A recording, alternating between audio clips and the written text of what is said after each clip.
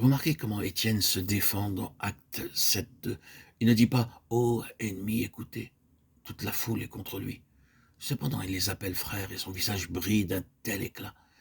D'une façon ou d'une autre, il sait quelles sont les pensées de leur cœur, et son message donne la réponse. Le Dieu de gloire apparut à notre père Abraham lorsqu'il était en Mésopotamie, avant qu'il s'établisse à Charan. Il parle de Dieu comme du Dieu de gloire. Les Juifs étaient tellement fiers de leur ancêtre. Ils disaient volontiers notre Abraham, notre Isaac, notre Jacob, notre Moïse. Mais ils n'avaient jamais compris pourquoi Dieu était apparu à Abraham. Il y a de nombreux chrétiens qui disent fièrement qu'ils ne sont pas païens. Ils se vantent d'être chrétiens, mais ne savent même pas la signification du mot chrétien. C'était la condition de ces Juifs. Ils ne savaient pas comment et pourquoi Dieu était apparu à Abraham. Étienne, rempli du Saint-Esprit, annonça: c'est comme Dieu de gloire que Dieu apparut à Abraham. Dans quel but? En tant que nation. La postérité d'Abraham devait avoir la même gloire. Mais Israël avait oublié cela. Dès le commencement, il était dans le plan de Dieu de les remplir de sa gloire.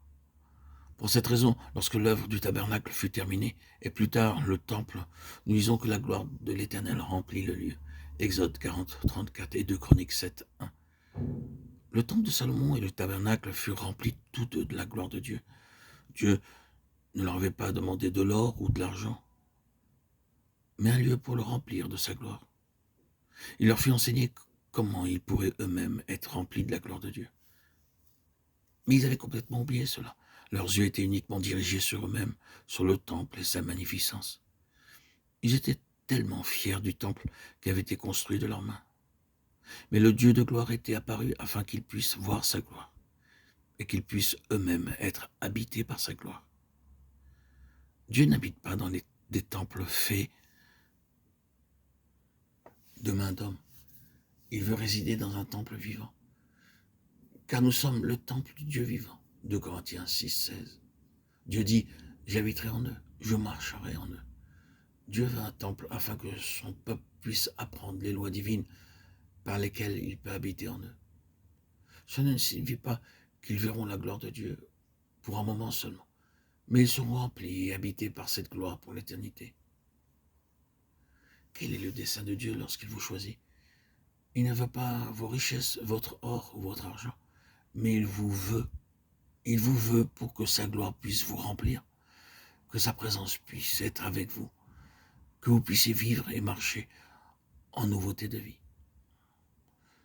Dieu veut que votre corps soit son temple, afin que sa gloire puisse venir en vous. C'est la raison pour laquelle il vous a choisi. Il vous veut, vous. Et êtes-vous disposé? Êtes-vous désireux? Êtes-vous prêt, prête à être rempli de la gloire divine?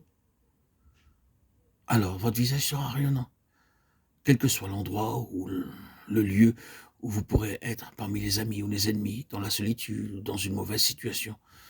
Votre visage rayonnera. Dans n'importe quelle famille, quel que soit l'environnement ou les circonstances, en bonne santé ou malade, votre visage brillera encore. Et pourquoi? Parce que lorsque vous aurez permis au Dieu de gloire d'entrer dans votre cœur comme dans son temple, vous connaîtrez la vérité de l'habitation du Dieu de gloire. Oh frères et sœurs en Christ, bien-aimés, chers amis, auditeurs, auditrices, puisse Dieu nous aider à voir sa gloire et la refléter sur nos visages.